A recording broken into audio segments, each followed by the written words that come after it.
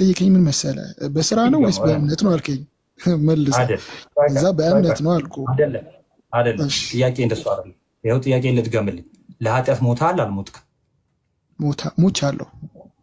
በምንድን ነው የሞትከው?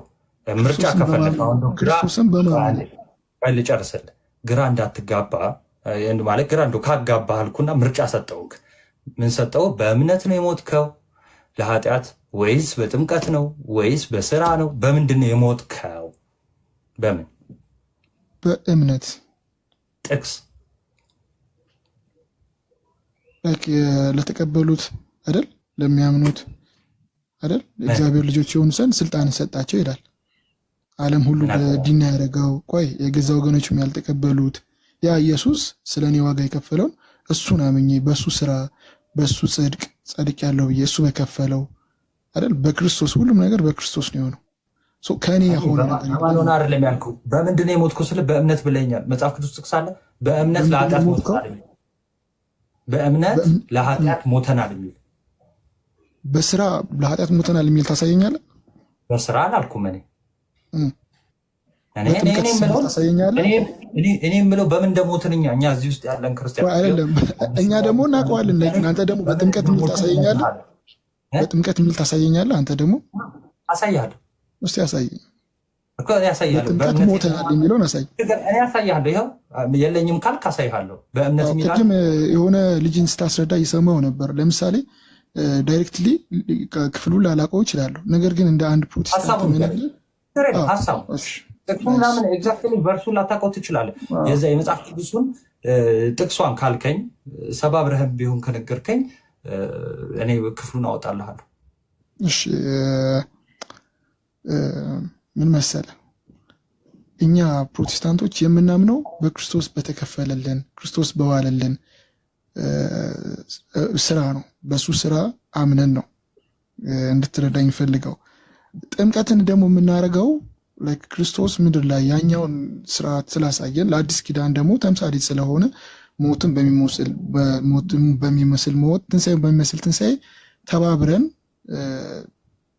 እንስማማለን። ያ ነው እንጂ በጥምቀት ውሃ ውስጥ ገብተህ እንትን ስላልክ ትድናለህ ማለት አይደለም ነው ኦልሬዲ። ምክንያቱም ይህን ከመለስክልኝ እኔ አሁኑን ኦርቶዶክስ መሆን ይችላለሁ። ኢየሱስ ክርስቶስ አሁን እንጠይቀን ጥያቄ፣ ኢየሱስ ክርስቶስ ለምንድን ነው የተጠመቀው? እሺ ለምን እንደተጠመቀ መጀመሪያ መልስላል። ከዛ በፊት ግን የተነሳውን መልሼላቸው ለለፍ ለክርስቲያኖች ማለት ነው። እሺ አሁን ወንድማችን በእምነት ነው ለኃጢአት ባይዘ ሰው ለኃጢአት ካልሞተ መዳን አይችልም። ባይዘው ለኃጢአት ሞታለሁ ስለው አዎ ብሎኛል። እሺ ለኃጢአት የሞትከው በምንድን ነው? በእምነት። ማስረጃ የለም፣ ማስረጃ የለም። እሺ አሁን ምን ጠይቅ አለ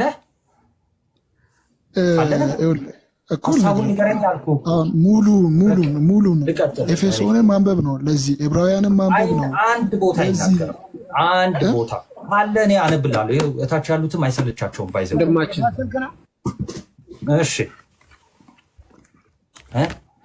እሺ። ስለዚህ ማስረጃ የለህም። ኤፌሶንን ሙሉ ልናነብሉ እንችላለን።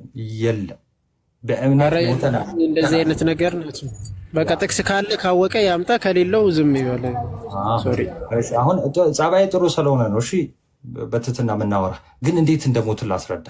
እሺ መማር ካለብህ አሜን። አሁን ልብህን ክፍት አድርገህ ስማን። እታች ያላችሁም ስሙ። እሺ በምንድን ነው የሞት ነው? በምንድን ነው የሞት ነው? በጥምቀት ቃል በቃል አለ፣ ቃል በቃል ማለት ነው። በጥምቀት እንዴት እንደሞትን ላሳያችሁ። ይኸውላችሁ ክርስቶስ ለዓለም ምንድን ነው የሞተው? እስኪ ኮመንት ላይ ጻፉልኝ። ለዓለም ምንድን ነው የሞተው? ለዓለም ኃጢአት አይደለ?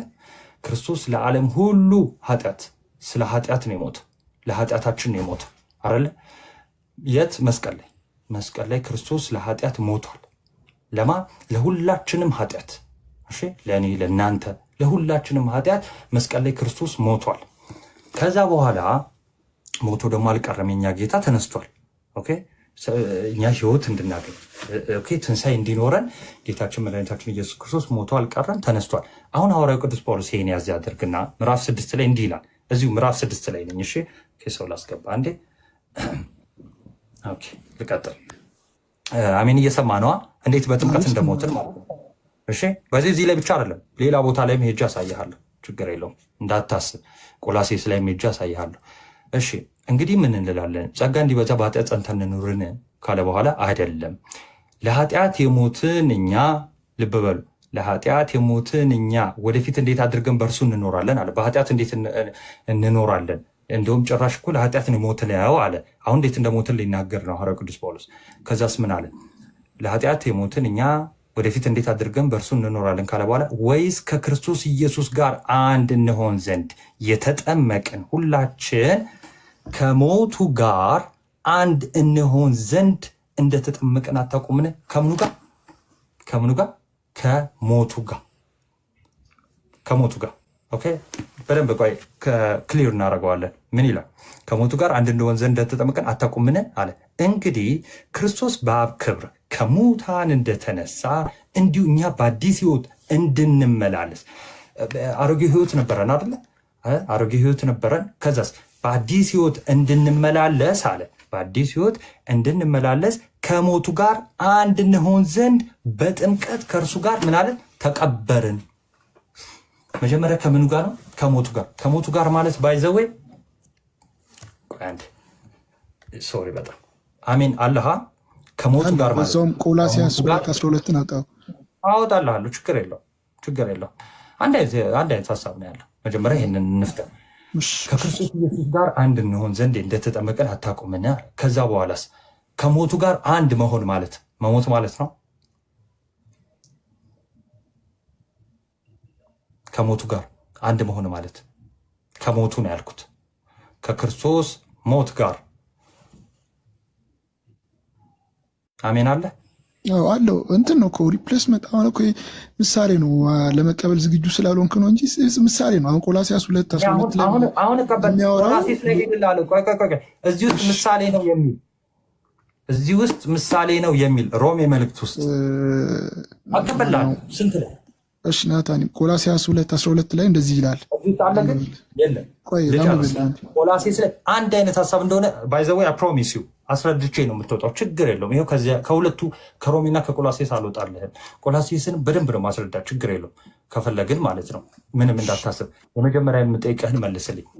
ከሞቱ ጋር አንድ መሆን ማለት ነው። ባይዘዌ ከሞቱ ጋር ምሳሌ አላለም። እሺ ከሞቱ ጋር አንድ መሆን ማለት መሞት ነዋ። ከሞቱ ጋር አንድ መሆን ማለት ነው። ቅድም መጀመሪያም ተናግሬያለሁ፣ አሁንም ደግሞ አለው። ስንጠመቅ ሞቱን በሚሞትል ሞት ትንሣኤውን በሚመስል ትንሣኤ እንተባበራለን። ተምሳሌት ነው እንጂ አሁን ሞቱ በመስቀል ላይ የሞተውን ሞት አንተ አልሞትም ማለት ነው ለኃጢአት። ናታን ቅድም እኮ ነግሬያለሁ። እኔ ክርስቶስ ያመንኩትን ያን ቀን ሞቻለሁ። አንዴ እሺ የምጠይቀን ብቻ መልስልኝ። ቆይ አንዴ ከክርስቶስ ሞት ጋር አንድ መሆን ማለት መሞት ነው አይደለም? ከክርስቶስ ጋር ሞቻለሁ ማለት እሱ የተሰቀለውን የተገረፈውን ሳይሆን እስ ተምሳሌት ነው። ምን ጋር ተምሳሌት የሚለው? እሺ ምን ጋር ተምሳሌት የሚለው?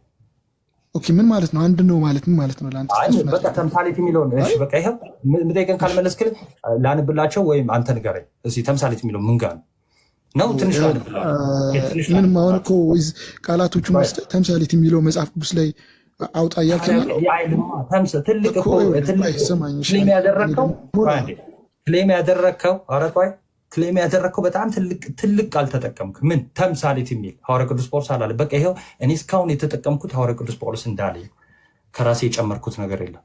ከክርስቶስ ሞት ጋር አንድ መሆን ማለት መሞት ነው አይደለም? ናታኒ እንዴት ብዬ ላስረዳው? እግዚአብሔር ነው አይደለም ነው ወይ አይደለም እኮ አንተ እያዳመጥከኝ አይደለም። የራስን ኢንቴንሽን ብቻ ነው እየሰማኛል። እኔም የራሴን ሳይሆን ወደ አንተም ኢቭን ለመርዳት እየሞከርኩ ነው። ስለዚህ ምን ታድርገውና መመለስ ስለማትችል አሰልቺ እንዳይሆን ከስር ላሉት ብቻ ላስረዳቸውና ቆላስይስ ላይ ሄድልሃለሁ ፕሮሚስ ስላልኩ ማለት ነው። እሺ ሄድልሃለሁ። እሺ ሐዋርያ ቅዱስ ጳውሎስ የሚለውን ላንብላችሁ። ክሊር ነው ካነበብኩላችሁ በቃ ግልጽ ነው የሚሆነው ማለት ነው። እሺ ሁላችን አለ ከሞቱ ጋር አንድ እንሆን ዘንድ ተምሳሌት ይሆን ዘንድ አለ አላለ? ምንድን ነው የሚለው? ሁላችን ከሞቱ ጋር አንድ እንሆን ዘንድ እኛ እንድንሞት ማለት ነው።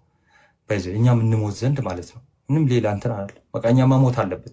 እንዴ ከሞቱ ጋር እንዴት ነው አንድ የምንሆነው? ይኸው ከክርስቶስ ሞት ጋር እንዴት አንድ እንደምንሆን ልንገራችሁ። ክርስቶስ ለማን የሞተው ብያችኋለሁ? ለዓለም ሁሉ ኃጢአት። ከዛስ እኔ ደግሞ ኦኬ እኔ ደግሞ ለኃጢአት መሞት አለብኝ። ለኃጢአት መሞት ክርስቶስ ከመምጣቱ በፊት ይቻል ነበር? አይቻልም። ክርስቶስ ከመምጣቱ በፊት በራስ ማንም ለኃጢአት መሞት ይችላል? አይችልም። ስለዚህ ክርስቶስ መምጣት አስፈለገ። ለኃጢአት የሚሞትልን የእግዚአብሔር በግ ያስፈልግ ነበር። ይሄው ክርስቶስ ነው። ከዛስ እሱ ለኃጢአት አንድን መስዋዕት አቀረበልን፣ ሞተልን አይደለ መስቀል ላይ። ስለዚህ ምን እናደርጋለን? እኛ ደግሞ እንተባበረዋለን። እንዴት? አንድ እንሆናለን። ኦኬ፣ አንድ እንሆናለን። ከማ ከክርስቶስ ሞት ጋር አንድ እንሆናለን። ከክርስቶስ ሞት ጋር ማለት ይሄው እሱ ለኃጢአት ሞቷል። እሱ ለኃጢአት ሞቷል፣ ለዓለም ሁሉ ኃጢአት ሞቷል። እኛም ይሄው ለኃጢአት እንሞታለን።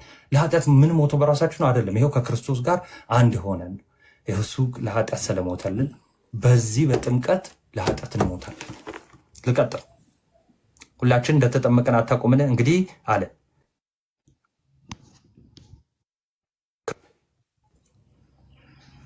አለው አለ ይታያል። ስል ገብቶብኝ ነው። ስለዚህ ክርስቶስ ደግሞ ሞቶ አልቀረም። ምን አለ? በአብ ክብር እንደተነሳ ከምን ከሙታን እንደተነሳ እንዲሁ ደግሞ እንዲሁ ይኸው እኛ ከክርስቶስ ጋር ሞተን የለ ከዛ እኛ ደግሞ በአዲስ ሕይወት እንመላለስ ዘንድ ከእርሱ ጋር ተቀበለ። ስለዚህ የተቀበርነው ራሱ በምንድን ነው? በጥምቀት። ይኸው ላንብላችሁ። እኛም በአዲስ ሕይወት እንድንመላለስ ከሞቱ ጋር አንድ እንሆን ዘንድ በምን? በጥምቀት ከእርሱ ጋር ተቀበርን። የተቀበርነው በጥምቀት ነው እያለ ነው። እሺ፣ ሞቱን በሚመስል ሞት ልክ እሱ እንደሞተው እኛ ከሞትን እያለ ነው። ሞቱን በሚመስል ሞት ማለት ይሄ ነው።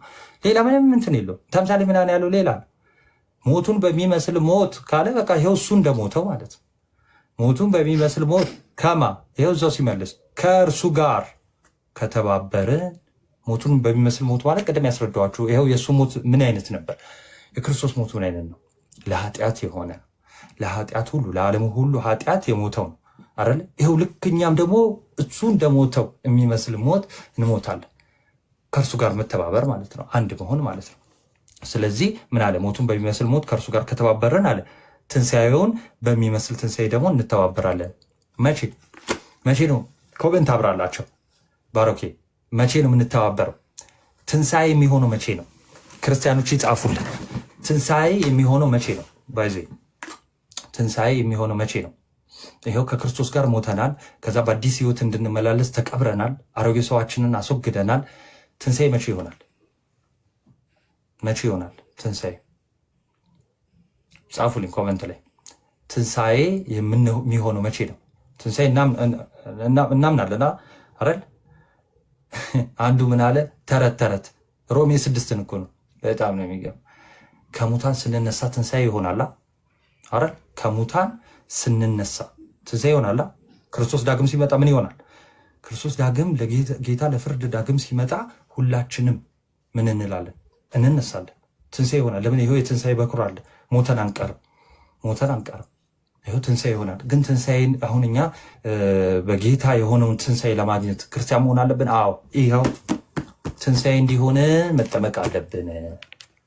እሺ፣ ልድገምላችሁ። ሞቱን በሚመስል ሞት ከእርሱ ጋር ከተባበርን፣ ይኸው ተባብረናል፣ ሞተናል፣ ተቀብረናል በአዲስ ሕይወት እንድንመላለስ። ከዛስ ትንሣኤውን በሚመስል ትንሣኤ ደግሞ ከእርሱ ጋር ምን እንላለን? እንተባበራለን። ይኸው ክርስቶስ እንዴት ነበር? ክርስቶስ ከሙታን የተነሳው ሞትን ድል አድርጎ ተነሳ አይደለ? በራሱ ስልጣን። እኛ ደግሞ በክርስቶስ ደግሞ ሞትን ድል አድርገን ነው እንሄዳለን። ኋላ ቆሮንቶስ ምዕራፍ 15 ላይ ምንድን ነው የሚለው? ኋላ የሚሻለው የኋለኛው ጠላት ሞት ነው ይላል። ስለዚህ የሚሻለው መቼ ነው? በክርስቶስ ድል አድርገን እንነሳለን። ልክ ክርስቶስ ከሙታን እንደተነሳ እኛም ደግሞ በክርስቶስ ሆነን እንነሳለን ማለት ነው። ይሄን ያዙልን። እሺ፣ ከዛስ ከእንግዲህ ወዲህ ለኃጢአት እንዳንገዛ የኃጢአት ሥጋ ይሻር ዘንድ አሮጌ ሰዋችን ከእርሱ ጋር እንደተሰቀለ እናውቃለን። አሜን። ክርስቶስ የት ነው የሞተው? ክርስቶስ መስቀል ተሰቅሎ አይደል የሞተው? እኛም ይኸው ከእርሱ ጋር ተሰቀለን። የምንሰቀለው በምንድን ነው? በጥምቀት። ይኸው ክፍሉ ስለ ጥምቀት ነው የሚያወራው። ቆላሴስን አንድ ሄደቸው በቃ ለወንድሞች ይሰጣለሁ። እሺ፣ ቆላሴስ ምንድን ነው የሚለው? ቆላሴስ ነው ወንድማችን። ይህን ይመስላል።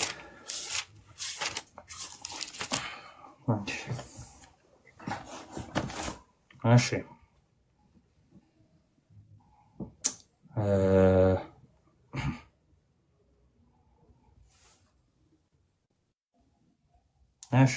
እሺ ቴንክ ዩ።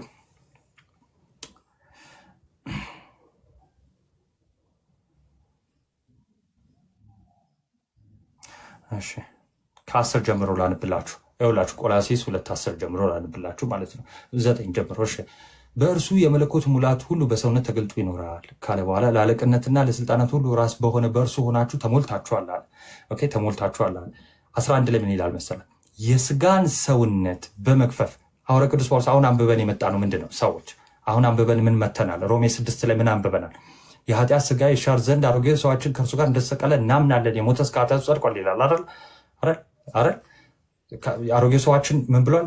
የኃጢአት ስጋ ይሻር ዘንድ አለ። የኃጢአት ስጋ ይሻር ዘንድ የሚለው ይሄ አሮጌውን ሰው አዳማዊ ማንነታችን፣ ይሄ ከመሞታችን በፊት የነበረው አዳማዊ ማንነታችን፣ ክርስቶሳዊ ያልሆነ ማንነታችን ማለት በምንድን ነው ብሏል? በጥምቀት አይደል?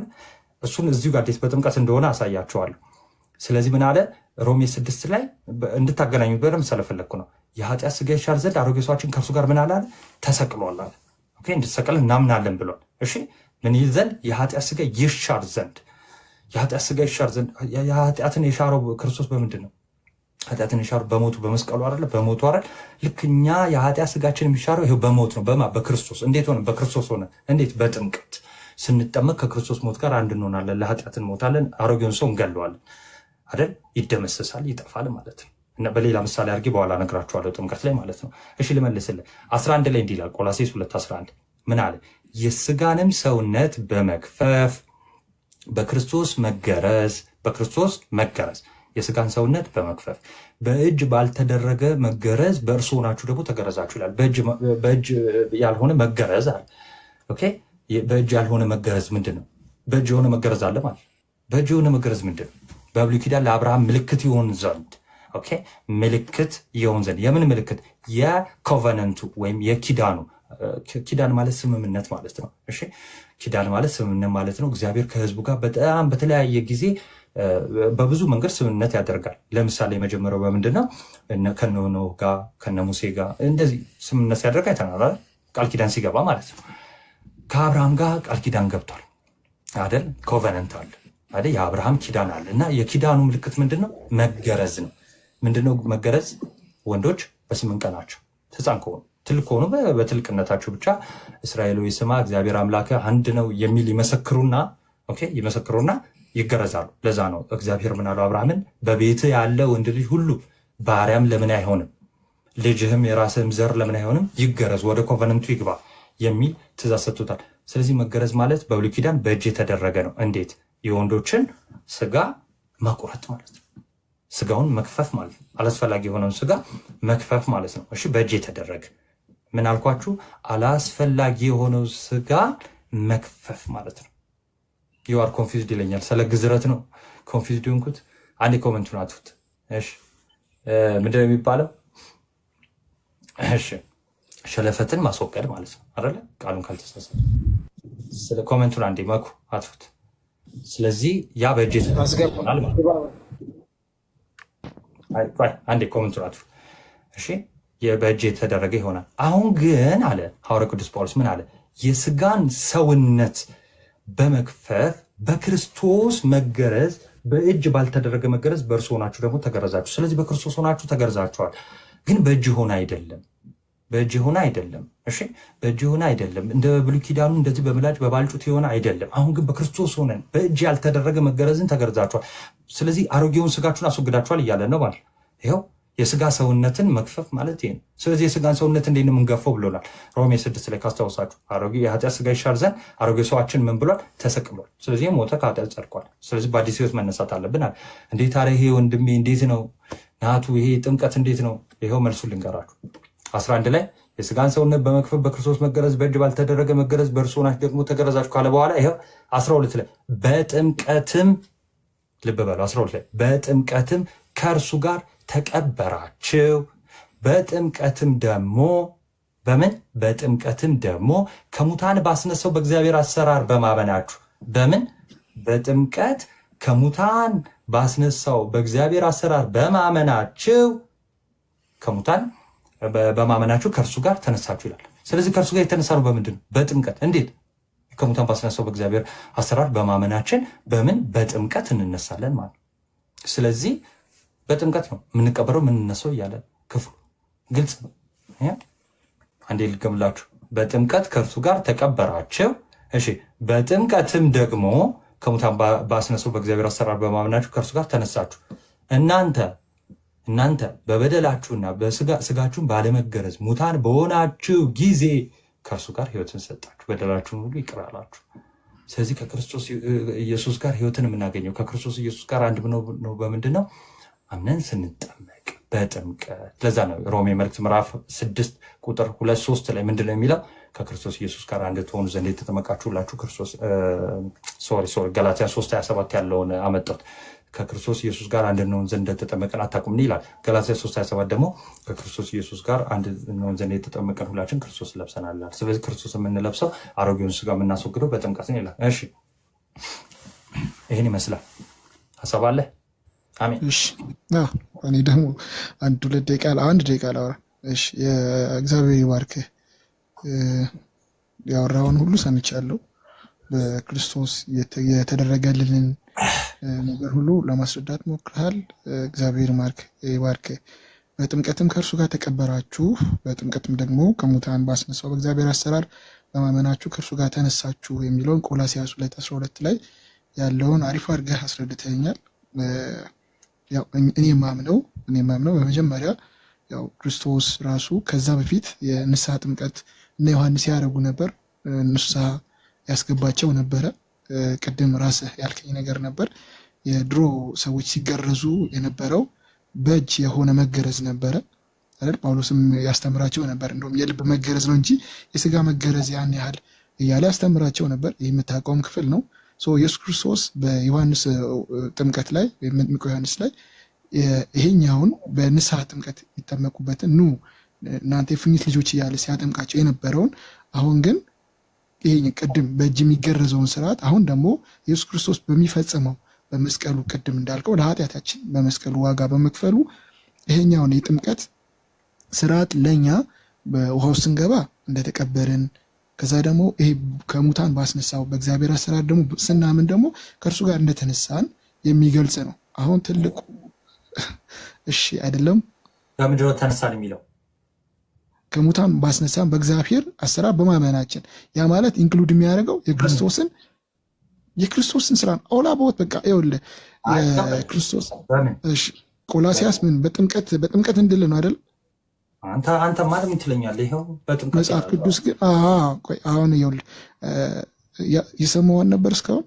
አንድ ደቂቃ ደግሞ ብሰማኝ ደስ ይለኛል። አቋርጣም ችግር የለውም ቀጥል።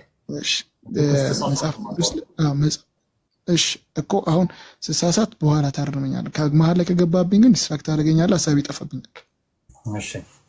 እሺ ያነሳውን ሁሉ ሰምቻለሁ። በጥምቀት ከእርሱ ጋር ተቀበራችሁ ይላል። ለምን በጥምቀት? በጥምቀት። ጥምቀቱ ግን ሪፕሬዘንት የሚያደርገው ማንን ነው? ኢየሱስ ክርስቶስን። ምንድን ነው ሪፕሬዘንት የሚያደርገው? በሱ ጥምቀት ውሃው ስገባ እንደሞትኩኝ እንደተቀበርኩኝ ውሃው ስገባ ከውሃ ደግሞ ስወጣ ከሙታን ባስነሳው በማን በእግዚአብሔር አሰራር በማመኔ ከእርሱ ጋር እነሳለሁ። ይሄ ነው እኔ የማምነው እምነት፣ ይሄ ነው የምቀበለው። ለምሳሌ የሚጀምረው ምንድን ነው ማለት ነው? የሚጀምረው በመስቀል ላይ የተሰራውን ነገር በማመን በክርስቶስ በማመን ማመን ያስፈልጋል። እሱ አይደለም ጥያቄ። ክሊር እንድታደርግ ከስርም ያለው እንዲሰሙት ክሊር እናድርገው። ለምሳሌ ከመጠመቅ በፊት ለምሳሌ ለኃጢአት ትሞታለህ ወይ ደግሞ እንዳልከው ለማሳየት ነው ጥምቀቱ ብልሃል። ምን መሞትን መነሳትን ለማሳየት ነው ብልሃል። አንተ ነው ያልከው ለማሳየት፣ ሐዋርያው አላለም። እሺ ስለዚህ አንተ መጽሐፍ ቅዱስ ነው ያለው። ሐዋርያው ሰው መጽሐፍ ቅዱስ ለማሳየት ነው። ናታን ላይ ከመጽሐፍ ቅዱስ ውጭ የሆኑ ቃላቶችን ስናገር መጽሐፍ ቅዱስ ምናምን እንትን አትበለኝ። እኔ እስካሁን የተጠቀምኩ ከመጽሐፍ ቅዱስ አረ እየተጠቀምኩ ያሉት አንተም ተጠቀም ተጠቀም። ቆይ አንዴ ጥያቄ ልጠይቅህ፣ ክሊር ላድርግልህ፣ ችግር የለም። ለምሳሌ ከመጠመቅ በፊት ለኃጢአት ሞተሃል? ከመጠመቅ በፊት ነው ያልኩህ። በጣም አሪፍ ጥያቄ ነው የጠየቅኝ። በመጀመሪያ በክርስቶስ ማመን ይጠበቅብኛል። ይህ በክርስቶስ ማመኔ በመጀመሪያ በኤፌሶን ላይ እንደሚናገረው አንተም እንደምታውቀው በበደሌና በኃጢአቴ ሙታን ነበርኩኝ አይደለ? የስጋ ፍቃድ የማድረግ ከፍጥረት የሚቁጣ ልጅ ነበርኩኝ መጽሐፍ ቅዱስ የሚለው ሰው። እግዚአብሔር ከወደደን ከትልቅ ፍቅሩ የተነሳ ከክርስቶስ ጋር ህይወትን ሰጠን ይላል። መጀመሪያ ህይወትን ሰጥተናል፣ ህይወትን አግኝተናል። አሁን እሺ ጋር ጥምቀት ምናምን የለም ምናምን ህይወትን ሰጥቶናል። በደንብ አንዴ ሰማኝ፣ አታቋጥኝ። ፊትን ስለያየው ስለሆነ ኮንፈርት አይሰጥም። እኩል እንትን ልመጣልሽ ነዋ። እሺ ልድገምልህ። እሺ በመጀመሪያ የአንተ ጥያቄ ምንድን ነው? ክርስቶስን ከማመን አይደል? ኦልሬዲ አምናሃል። ሞትና ትንሣኤውን በምንድን ነው ፕሩፍ የምታደርገው ነው አይደለም? ጥያቄ ልድገምልህ። ከመጠመቅ በፊት ኦኬ፣ ከመጠመቅ በፊት ለኃጢአት ሞተሃል፣ ተቀብረሃል። ከመጠመቅ በፊት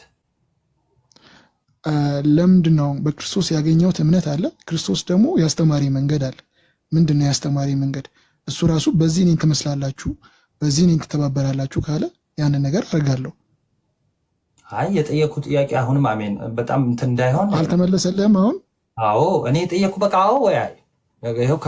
አሁን ለምሳሌ አንተ አይደለም እንደዛ ሌላ ለምን እንደማልችል ንገረን። ቆይ በሌላ ሰው በአንተ ቶ በሌላ ሰው ለምሳሌ አንድ ገስት ላይ ያስገባህ ወይም ደግሞ ቤት ጠራኸው ወይ ደግሞ እንግዲህ ቸርች የምትሉት ጋር ጠራኸው። እሺ ከዛን አስተማርከው ምናምን፣ አመነ፣ በኢየሱስ ክርስቶስ አመነ። እሺ ለኃጢአት ሞቷል፣ ለኃጢአት ተቀብሯል። ገና እንዳመነ ሳይጠመቅ ኦልሬዲ አመነ፣ ግን ደግሞ ስርዓቱ መፈጸም አለበት ነው ጥያቄ። ምን መፈጸም አለበት? ስርዓቱ መፈጸም አለበት። አመነ ሰው በልቡ ቢያምን ከዛ በአፉ ቢመሰክር ይድናል ይላል እግዚአብሔር ቃል። እዛ ጋር አለመሄድ ነው። ቆይ ስለ ድነት አይደለም እኔ እያልኩ ያለሁት። አንድ ሰው ይኸው አስተማርከው አመነ፣ በእናንተ አስተምሮ ማለት በፕሮቴስታንቶች ለምሳሌ በሙሉ ወንጌል አሁን ለምሳሌ አመነ፣ አንድ ሰው አስተማርከው አመነ፣ ይኸው በክርስቶስ አመነ፣ በአብ በወልድ በመንፈስ ቅዱስ አመነ፣ በክርስቶስ አመነ፣ በሞቱ በትንሣኤው በእርገቱ አመነ፣ በዳግም ምጽአቱ አመነ፣ ግን አልተጠመቀም። ይሄ ሰው ለኃጢአት ሞቷል ማለት እንችላለን? ይሄ ሰው ለኃጢአት ተቀብሯል ማለት እንችላለን? እኔ አሁን ባለኝ በዚች እውቀት ማለት ነው መጠመቅ አለበት ብዬ አምናለሁ። ምክንያቱም ክርስቶስ ራሱ ይህንን ነገር ፈጽሞታል። አልተግባባንም። እሺ ይሄ ሰው ለኃጢአት ሞቷል አልሞተም? በቃ ይህችን ብቻ መልስም። ሞቷል በክርስቶስ ስላመነ ሞቷል። ጥቅስ በክርስቶስ ታምኑ ለኃጢአት ትሞታላችሁ የሚልም በዛ ተያያዥ ቃል በቃል ባይሆንም ሀሳቡን የያዘ ብቻ ከሞትና እኛ ለኃጢአት ስንሞትና አሁን ይህም ብጠቅስልህ ኦልሬዲ አይመችም። ሰው በልቡ ቢያምን በአፉ የሚመሰክር ይድናል ይላል። ጥምቀትን ኢንክሉድ አያደርግም። ጥቅስ ሰው በልቡ አምኖ በአፉ የሚመሰክር ይድናል አለ። ስለዚህ የሚድነው ሲመሰክር፣ በልቡ አምኖ አንድ ሰው ሲመሰክር ይድናል አለ። ይድናል። ጥምቀትን ግን ኢንክሉድ አያደርግም። ምን ማለት ነው? ለምሳሌ እምነት ብቻውን የተቀመጠበት እምነት ብቻውን ማለት ነው የተቀመጠበት ክፍል አለ። ጥምቀት ብቻውን የተቀመጠበት ክፍል አለ። ለምሳሌ አንደኛ ጴጥሮስ ምዕራፍ 3:21 ላይ ጥምቀት ያድናል ይላል። እምነት አያድንም ማለት ነው አይደለም። በቃ ለብቻ ይቀመጣል። ይሄ አጻጻፍ ነው፣ የመጽሐፍ ቅዱስ አጻጻፍ ነው። እኔ የጠየቅኩ ግን እሱን አይደለም። እስቲ ይኸው በእምነት ሞትን ሐዋርያው ቅዱስ ጳውሎስ የትኛው ክፍል ላይ እስቲ ክፍሉን ቶ ችግር የለውም ሀሳቡን ከነገርከኝ ይበቃል። በእምነት ሞቻለሁ ይላል ማለት አልገባኝም። በእምነት ሞቻለሁ ማለት ላይካው ጳውሎስን ላይፉን ማየት እንችላለን አይደል? ህግን የሚያውቅ በጣም ብዙ መስጠት አያስፈልግም፣ የምታውቀው ነው። ስለዚህ ለኃጢአት ናታን የሆነ አምሶሪ ከይቅርታ ጋር የሆነች ሰከንድ እንኳን ለመስማት ፈቃደኛ ብትሆን በቃ ምንም እንትን ነው። ይኸውልህ መጽሐፉ አሁን በጣም ከስርም አሰልቺ ነው የሚሆነው። ሻሚኒ በጣም እንወዳለን። መጽሐፉ ቆይ አንዴ እንዳትወጣ። መጽሐፉ እንደሚል ልንገርህ። ይኸው በጥምቀት ሞትን ይላል። እንግዲህ በጥምቀት ተቀበርን ይላል። በጥምቀት ነው ይላል። እንግዲህ እሺ አሁን በቃ እንደዚህ ብለን እንዝጋው። ለመዝጋት ያክል ለሌላ ጊዜ ለመዝጋት ያክል እንደዚህ ብለን እንዝጋው። በጥምቀት በእምነት የሚለውን ይዘና እና እንትን እሺ እንደዚህ ብለን እንዝጋው እና ለወንድሙ ሜቢ አለ ይሰማል። እሺ ይሰማል። እሺ አሜን። ሰላም ብያችኋለሁ ሁላችሁንም። ያው የተጠየቀው ጥያቄ በነገራችን ላይ ከመጽሐፍ ቅዱስ አንደኛ የለም። ምን የሚል ነው የሌለው? ለኃጢአት የምንሞተው ልክ ስናምን በቅጽበት ስናምን ነው የሚል የለም። ስለዚህ ሰው አምኖ ሲጠመቅ ለኃጢአት እንደሚሞት መጽሐፍ ቅዱስ 3 ቦታ በጣም ብዙ ቦታ ልናገኝ እንችላለን፣ ልንጠቅስም እንችላለን። ለማንኛውም ይሄ ስለሌለ ማለት ነው። ግን እኔ ወደ አንድ ጥያቄ ልጠይቅ። አሜን ሬዲ ኮንክ ሌላ ሰው ተቀበሉ። በቃ እታች ያሉ ሰልቻቸው ሌላ ሰው ተቀበሉ። መኩዬ አንድ ጥያቄ እስቲ። እሺ ቀጥል። አንድ ጥያቄ ብቻ ሜቢ አሁን ከምታምነው ውስጥ አንዱ ሁለታችሁም አንተ ሙሉ ወንጌል ነህ? አሜን። አንተ ሙሉ ወንጌል ነህ። ሁለታችሁም መጽሐፍ ቅዱስ ብቻ ትላላችሁ። መካነ ኢየሱስ እና አንተ ማለት ነው። መካነ ኢየሱስ ይህንኑ ጠቅሶ የዮሐንስ ወንጌል ምዕራፍ 3 ቁጥር 16 እና የሐዋርያ ሥራ ምዕራፍ 2 ቁጥር 48ን ሁለቱን ጠቅሶ ለድህነት ነው ብሎ ነው የሚያምኑት። ለድህነት ማለት መካነ ኢየሱስ። አንተ ደግሞ አይ ለድህነት አይደለም ጥምቀት። ማን ነው ከሁለታችሁ ትክክል? በምን ዳኛነት ነው? እስኪ ሁለቱንም ክፍል አንብብልኝ አውጥተህ። በደንብ ስማኝ። ሁለቱንም ክፍል አውጥተህ አንብበው፣ ችግር የለውም። ከመጽሐፍ ቅዱስ አውጣና አንብበው። ምንድን ነው የሚለው? በአጭሩ ምንድን ነው እያለ ያለው? በአጭሩ ይኸው መካነ ኢየሱስ ለምሳሌ ጥምቀት ለድህነት ትላለች መጽሐፍ ቅዱስ ጠቅሳ። አሁን ለምሳሌ አንተ ጥምቀት ለድህነት አትልም። ማነው ትክክል? ሁለታችሁ መጽሐፍ ቅዱስ ብቻ ትላላችሁ። እኔ ማምነው ልንገርህ። አሁን እኔ ማምነው መካነ ኢየሱስ ያዙ። ማን ነው ትክክል? አሜን። ቀጥታ መልስልኝ። ማን ነው ትክክል? መካነ ኢየሱስ ወይ ሙሉ ወንጌል እንድል አይደለም ኤክስፔክት እያደረክ ያለው። አይ ቲንክ ማን ነው ትክክል? ኦኬ እንዴ፣ እንደዛ ካልሆነ ሁለቱም አንዱ መጽሐፍ ነው የያዛችሁት። ጥምቀት ለድህነት ብላ ታምናለች፣ አንተ ደግሞ አታምነው። ማን ነው ትክክል ከእናንተ ከሁለታችሁ? እኔ የማምነው ሙሉ ወንጌል የሚያምነው እስከዛ ድረስ ያሉት አጠገብ ያሉ ፕሮቴስታንቶች የሚያምኑት ክርስቶስን እናምናለን። ከዛ ሞቱን በሚሞትል ሞት ትንሣኤውን በሚመስል ትንሣኤ እንተባበራለን። ጥያቄ አሜን። ታምናለህ አንተ ለድህነት ነው ብለህ ታምናለህ? አሜን። እኔ አላምንም። መካነ ኢየሱስ ያምናሉ። ሁለታችሁ መጽሐፍ ብቻ ትላላችሁ። ማን ነው ትክክል? እኔ የራሴን ነው የማምነው እኮ። ማን ነው ትክክል እኮ? ይሄ ነገር እኮ አይቶልጂ እኮ እኔ የራሴን ነው የማምነው። እኔ አምናለሁ ክርስቶስን በመጀመሪያ